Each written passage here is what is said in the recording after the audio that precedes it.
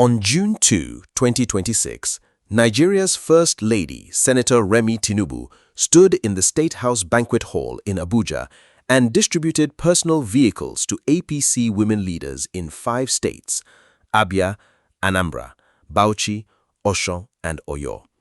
She launched a new support group called the Tinubu Torchbearers and told the women to use the cars to mobilize grassroots support for her husband's re-election. At that exact moment, 46 people, 39 schoolchildren and 7 teachers, abducted 3 weeks earlier from 3 schools in Orire local government area of Oyo State, were still missing. At least 1 teacher had already been killed in captivity. Among the victims was a 2-year-old girl, and the bandits had told the Oyo State government they would only negotiate directly with the governor. That is the image that Primate Elijah Ayodele, leader of the INRI Evangelical Spiritual Church, took directly to the First Lady. His words were unambiguous. "Remi Tinubu, you will make Tinubu lose the 2027 election. You did not behave like a mother at all." While everyone is talking about whether prophets should comment on politics, nobody is asking the deeper question that makes this story nationally significant. When a First Lady launches a campaign vehicle distribution on the same day that Nigeria is protesting kidnapped children, what does it tell us about the political instinct driving Tinubu's 2027 re-election strategy? And is that instinct capable of winning? Stay with me, because the answer is more consequential than one cleric's rebuke. Before we go further, if you're new here, Ninja Brief exists for one reason: to give Nigerians the political analysis that mainstream media won't. Whether you're in Abuja, Lagos, Kano, Port Harcourt, or London, this channel is for you. Hit subscribe and stay with me. This gets deeper. The Oyo abduction. What actually happened?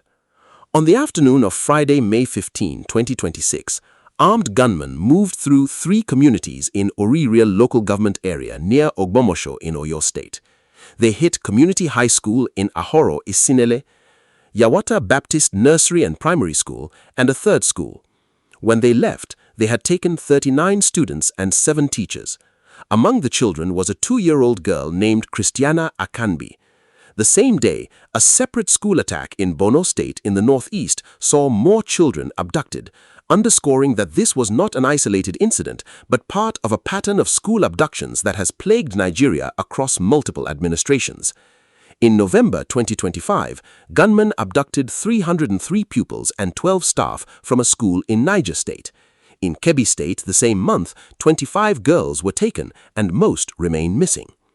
By the time Remi Tinubu distributed cars in Abuja on June 2, the Oyo victims had been in captivity for 18 days. 1 teacher had been killed. The Oyo Police Command had confirmed the kidnapping but debunked social media claims of a rescue, including a false claim circulated from an account linked to a presidential advisor on economic affairs. The bandits had made only one communication: they would talk exclusively to Governor Makinde and to nobody else. Schools in Orire LGA had shut down. Parents were pooling money for possible ransom. The Oyo State government had said negotiations were in progress, but refused to confirm details. The First Lady's response: what she did instead. On June 2, Senator Remi Tinubu hosted the inauguration of the Tinubu Torchbearers at the State House Banquet Hall. She announced the donation of personal vehicles to APC women leaders, specifically in 5 opposition-controlled states: Abia, Anambra, Bauchi, Osun, and Oyo. She told the recipients the cars were their personal property, registered in their names to be used for party service. She called on APC governors to follow her example. She said, "Women are the heartbeat of our communities. I charge every Tinubu torchbearer to tell our story clearly, respectfully, and relentlessly." The optics were immediate and brutal. Nigeria's social media erupted. The phrase, "distributing cars while children are still in captivity," began trending. Opposition figures, including former Vice President Atiku Abubakar, called the government's handling of the Oyo abduction a sign that insecurity had been normalized.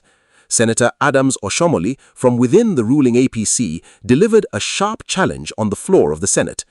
Into this context, 3 days later, Primate Ayodele issued his rebuke, and in doing so, he gave voice to a sentiment that was already circulating widely but had not yet been named publicly by someone with institutional authority. Primate Ayodele has a documented track record of predictions that have later come to pass, including the Fubara-Wike conflict, the Tinubu-North tension, and Sanwo-Olu's difficulties with the presidency. His words carry weight with a specific and numerically significant constituency of Nigerian voters. The political question is not whether his prophecy is theologically valid, it is whether the sentiment behind it reflects a real vulnerability in the Tinubu re-election strategy. Hold this. The First Lady's constitutional and political role. The office of the First Lady has no formal constitutional basis in Nigeria's 1999 constitution. It is an informal position that derives its power entirely from proximity to the president. In practice, however, Nigerian First Ladies have exercised significant institutional influence over ICPC, the Health Ministry, and increasingly over political mobilization machinery. Remi Tinubu holds an additional formal position. She was a serving senator for Lagos Central before becoming First Lady. She understands the mechanics of political mobilization and electoral operations at a level beyond most First Ladies in Nigeria's recent history. The Tinubu Torchbearers launch was not a charity event. It was a structured political operation with established structures in all 774 local government areas designed to deploy women leaders as the grassroots mobilization spine of the 2027 re-election campaign. That ambition is not unconstitutional, but it is politically exposed when its timing collides with a live national security crisis that has produced visible, documented public anguish. The government's security accountability gap. Here is the institutional accountability question that runs beneath the optics story. Who is responsible for the Oyo abduction, and what has the federal government done? Internal security in Nigeria is a concurrent function under the Constitution. Both federal and state governments bear responsibility. The Nigerian police force is federally controlled. The military is federally controlled. The Oyo State Amotekun Corps operates at the state level. Governor Makinde activated all available forces within hours of the abduction on May 15. The federal government's response was less visible. A presidential advisor's Facebook account circulated a false claim that the children had been rescued, a claim that police denied as unfounded, untrue, and false. That false claim was then deleted. No federal minister or senior official offered a public accountability statement. The first high-profile intervention from anywhere near the federal government was from Oshomole's Senate floor statement and from Primate Ayodele's church, not from the administration itself. Remi Tinubu herself gave a direct hint of the political calculation in her Torchbearers speech. She donated cars specifically to women leaders in opposition-controlled states. Oyo, the state where children were still held captive, was among them. The message to those women, "We see you, we want your votes, here is a car." The timing was not incidental. It was a demonstration that the 2027 mobilization operation was active and confident. The political instinct behind it was competent. The emotional intelligence behind it was not. The Safe Schools program. Where is the accountability? Nigeria has a federal Safe Schools Declaration signed under the Jonathan administration and renewed under Buhari and Tinubu, committing the federal government to protecting schools from armed attack.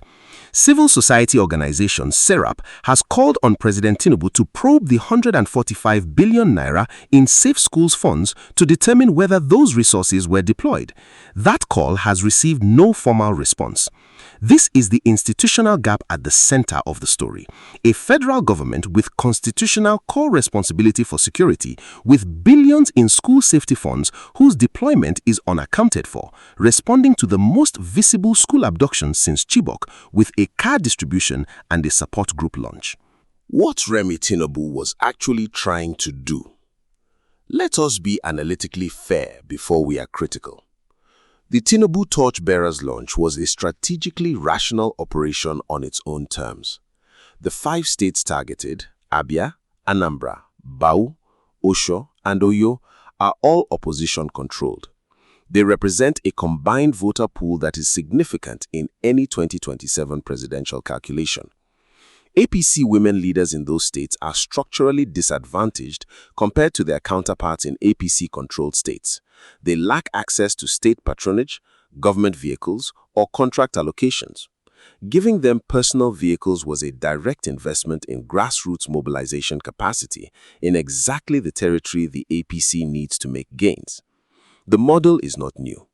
Patience Jonathan did something similar, which is precisely why Ayodele invoked her name as the standard against which Remi Tinubu should be measured. The difference is that Jonathan was operating in a period when Nigeria's security crisis had not yet reached the point of school children being abducted in the southwest, a region historically considered insulated from the type of mass kidnapping seen in the north. Why the timing was a strategic error. But here is where the political strategy analysis diverges from the competent tactical reading. Oyo State is not a peripheral location in Tinubu's 2027 calculus. It is Yoruba heartland. It is a state where APC and PDP compete closely, where Governor Makinde is popular, and where women's community networks are powerful. Distributing cars to APC women leaders in Oyo while Oyo's own children were still in captivity in the forest did not just create a bad news cycle. It created a specific emotional trigger in the exact constituency Remi Tinubu was trying to mobilize. Primate Ayodele's reference point, Dame Patience Jonathan and the Chibok girls, is analytically precise. Jonathan lost credibility during the Chibok crisis not because the government failed to rescue the girls quickly, but because the optics of the government's response were catastrophically misread.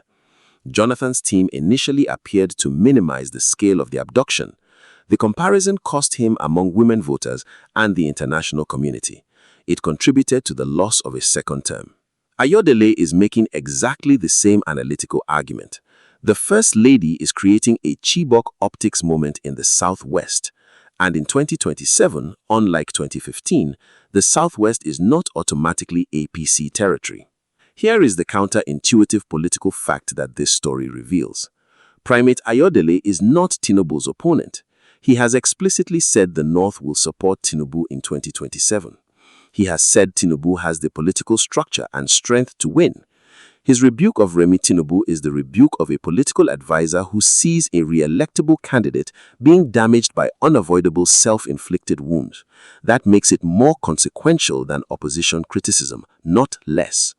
When someone from your political camp tells you that you are making a strategic error, the analysis is harder to dismiss. The broader 2027 vulnerability map. Ayodele's Remi Tinubu criticism connects to a broader pattern of warnings he has issued that are analytically consistent with each other.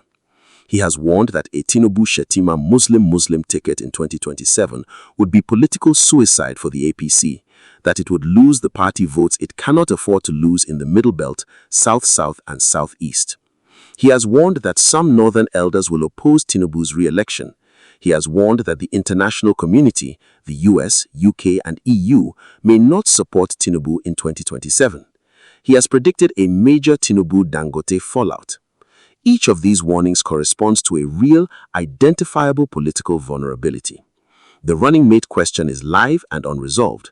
The Northern Elder Bloc around Atiku, Kwankwaso, and others is actively organizing against Tinubu.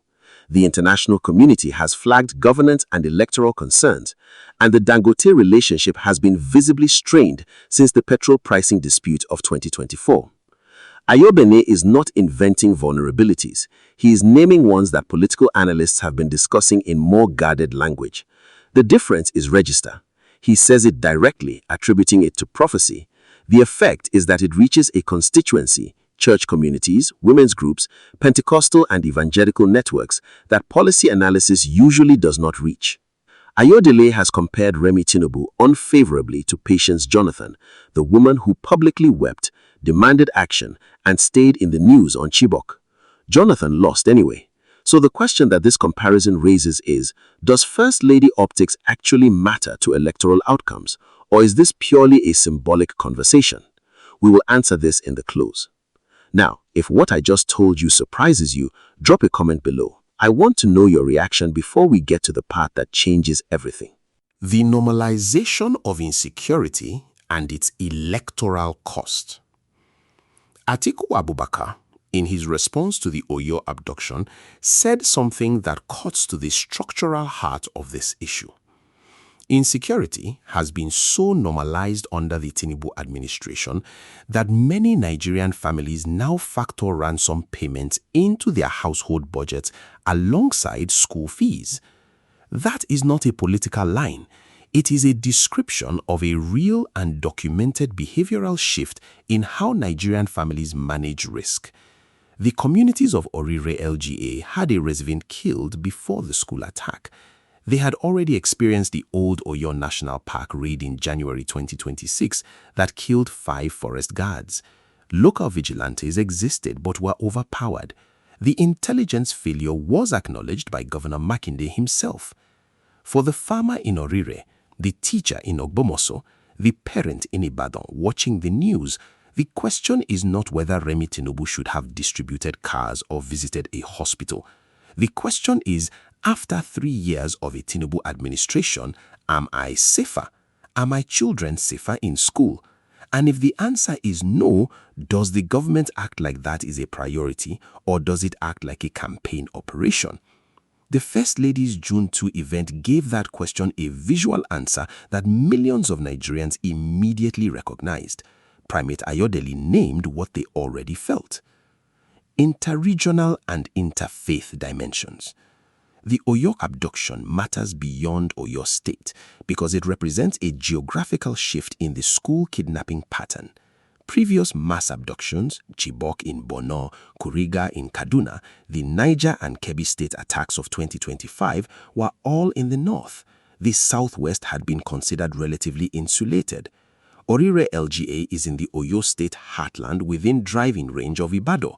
The communities attacked, Ahoro Esinele and Yawota, are predominantly Christian farming communities.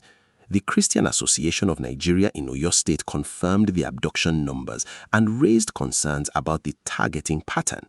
This intersects with the unresolved national debate about the ethnic and religious composition of armed groups operating in the southwest, a debate that has significant political implications for Tinubu's cross-regional coalition. Diaspora dimension. For Nigerians in the United Kingdom, the United States, and Canada, many of whom have family in Oyo State or have children who attended schools like those attacked, this story is not abstract. The Oyo abduction generated significant diaspora social media engagement, with UK-based and US-based Nigerian community organizations calling for government accountability. For diaspora Nigerians who are weighing remittance decisions, investment plans, and whether to return, the pattern of school abductions reaching the southwest is a meaningful data point. The safety of their family members, particularly children, is directly affected by the government's security capacity and its demonstrated willingness to treat insecurity as a crisis rather than a campaign backdrop. The strongest defense of Remi Tinubu's position. The most credible argument in the First Lady's defense goes like this. The Tinubu Torchbearers launch had been planned weeks in advance and was a legitimate political mobilization exercise. First ladies in democracies globally engage in political campaigning on behalf of their husbands. The car donation was targeted at opposition-controlled states precisely because those women leaders lack access to government resources. It was an equalization measure. Cancelling or postponing the event in response to the Oyo abduction would have been seen as a political concession, not a humanitarian gesture. Furthermore, the argument goes, security response is the business of the security agencies and the relevant state government, not the First Lady's office. Holding Remi Tinubu responsible for the pace of the Oyo rescue operation confuses roles and accountability lines in a federal system. And on Ayodele specifically, he is a prophet, not a political analyst. His track record of correct predictions is contested. His comments about politicians span the entire spectrum and can be selectively cited to support any argument. Where the defense falls short. Here is where the argument encounters difficulty. First, the timing was not accidental in its effect. Whether or not the event was pre-planned, the First Lady's team was aware that the Oyo abduction was ongoing and nationally visible. the decision to proceed without any acknowledgement of the crisis, no statement of solidarity with Oyo families, no personal call for the children's release was itself a choice. Omissions are political acts. Second, Ayodele's invocation of Patience Jonathan is analytically grounded, not spiritually arbitrary. Jonathan's visibility on Chibok, however it was received at the time, demonstrated a model of First Lady engagement with national security crises that Remi Tinubu did not replicate. The comparison is fair on its own terms. Third, on the prophet not analyst argument, this misses the sociological function of prophetic commentary in Nigerian political culture. Ayodele's audience does not engage with his statements as academic forecasts. They engage with them as moral announcements from a trusted religious authority. In a country where Pentecostal and evangelical Christianity commands tens of millions of adherents, many of them women voters, that moral authority has measurable political weight. Two misconceptions. Misconception 1. Ayodele is an APC opponent using the Oyo abduction as a political weapon. His documented prophecies include warnings designed to help Tinubu win, including the running mate warning and the Northern Alliance warning. He is criticizing the First Lady precisely because he sees the political risk as real and avoidable. Misconception 2. The First Lady distributing cars is illegal or corrupt. It is not. The cars were personally donated, registered in the recipient's names. The issue is not legality. It is political judgment, timing, and what the image communicates about the administration's priorities. What Tinubu's campaign needs to fix. 3 specific vulnerabilities that this story has exposed for the 2027 re-election operation. First, the emotional intelligence of the First Lady's political operation. The torchbearer structure, 774 LGA coverage, personal vehicle donations, grassroots women leaders, is administratively competent. The political instinct to campaign in opposition territory is correct, but the failure to acknowledge a live national security crisis affecting one of the targeted states suggests a tone deafness in the operations advisory layer that, if not corrected, will produce more of these moments. Second, the running mate question. Ayodele's warning about the Muslim-Muslim ticket is the loudest single vulnerability signal in his recent pronouncements. It connects directly to the first vulnerability. An administration that does not read the room on the Oyo abduction is also an administration that may not read the room on the faith composition of the 2027 ticket. Both errors come from the same analytical failure, treating mobilization more than representation. Third, the security delivery gap. The government cannot win 2027 on economic reform alone if parents in the Southwest are pooling money for ransom. Every school abduction in any part of the country is now measured against the Chibok standard, and Chibok cost Jonathan the presidency. The government needs a visible, accountable security response framework before the 2027 election cycle reaches its final 6 months. What to watch? Watch whether the administration issues any public acknowledgement of the Oyo abduction at the federal level. If the silence continues, it confirms that the political advisory team has assessed the risk as manageable, and that assessment may itself be a vulnerability. Watch whether Remi Tinubu's next major public appearance incorporates any reference to the abducted children, or whether the Torchbearers campaign continues on the same trajectory. That choice will tell you whether Ayodele's warning landed internally or was dismissed. Watch the fate of SERAP's call for accountability on the 145 billion naira Safe Schools Fund. If that audit demand is ignored, it will become a 2027 campaign asset for the opposition, a specific verifiable number attached to a specific visible failure. And watch the Oyo rescue operation itself. If the abducted children and teachers are recovered before the 2027 election cycle, the administration may absorb this story without lasting political damage. If they are not, or if ransom is paid and the government denies it, the political cost compounds. We started with a question. When a First Lady launches a campaign vehicle distribution on the same day that Nigeria is protesting kidnapped children, what does it tell us about the political instinct driving Tinubu's 2027 re-election strategy? And is that instinct capable of winning? Here is the measured answer. The instinct is competent at the structural level. The Torchbearers operation is well designed. The targeting of opposition states is correct.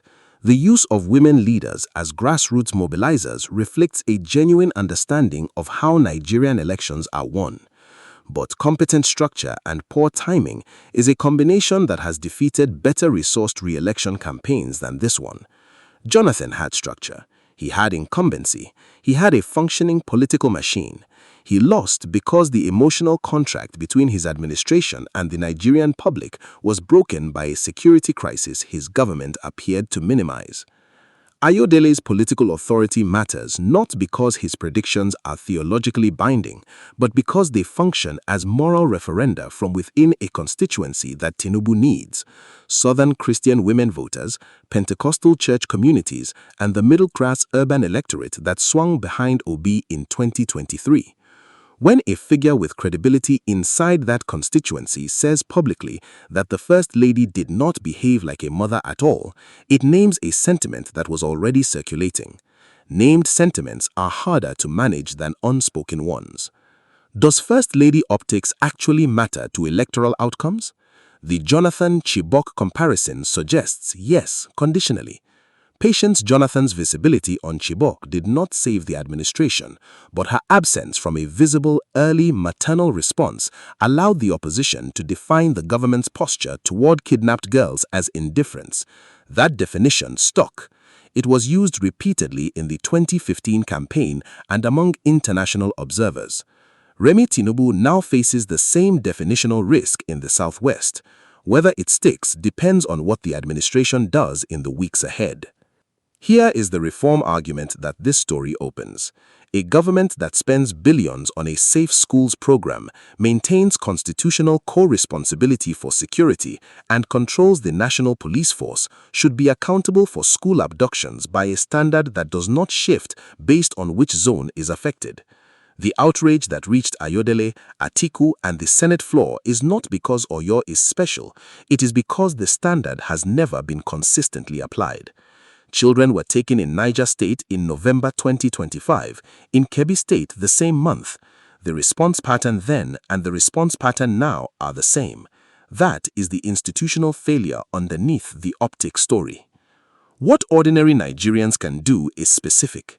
Demand that the National Assembly conduct a public hearing on the deployment of safe schools funds and the security response to school abductions across all 6 geopolitical zones, not just when the abduction occurs in the Southwest and generates national trending topics. Security accountability should not be geographically conditional, and the demand for it should not be either. If this analysis gave you clarity, share it with one person who needs to understand what is really happening in Nigeria. Like, subscribe, and I will see you in the next one.